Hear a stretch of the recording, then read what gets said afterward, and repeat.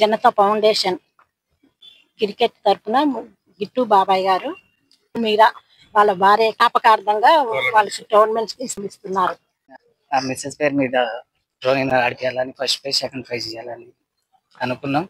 మా బాబాయ్ సహకరించారు, మా మేడం సహకరించారు, మా రమణ సార్ గారు సహకరించారు. అన్ని విధాల